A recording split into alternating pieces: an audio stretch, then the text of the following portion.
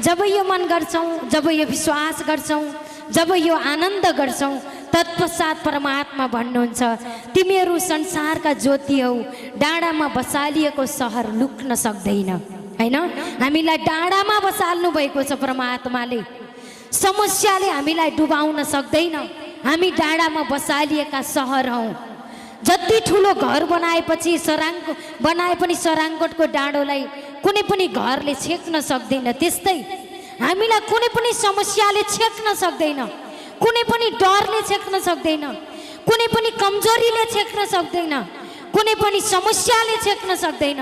हामीलाई परमपिता परमेश्वरले के गर्नुभएको छ? डाँडामा बसालिएको सहर जस्तै उच्च बनाएर राख्नु भएको छ। तुच्छ समस्यालाई बनाउनु भएको छ। हामी समस्यामा छैनौँ, हामी केमा छौँ त? सृष्टिको स्रोत परमात्मामा छौँ। त्यसै पनि कहाँ छौँ त? डाँडामा बसालिएका सहर हौ। तिमीहरूलाई समस्याले डुबाउन सक्दैन। समस्यालाई चाहिँ तिमीले डुबाउँछौ। तिमी मन उठाऊ, धन्यवाद गर, भइसक्यो, बोल, हुन सुरु गरिसकेको छ। बच्चा मनबाट उत्साहित भइहाल। वचन आयो, काम प्रकट भइसक्यो। परमात्मामा असम्भव केही पनि छैन।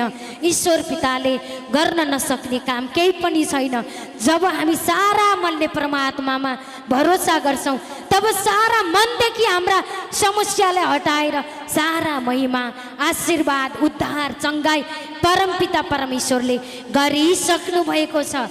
परमपिता धन्यवाद गर्छु येशू मसीहको नाउँमा। जब यो मन गर्छौँ, तत्पश्चात परमात्माले अरू आशीर्वाद, अरू चङ्गाई, अरू उद्धार, अरू आनन्द हामी सबैको जीवनमा परमेश्वरले तयार पारेर मात्रै मेरो बच्चा आऊ भन्नुभएको छ। कसले त? हाम्रो पिता परमेश्वरले।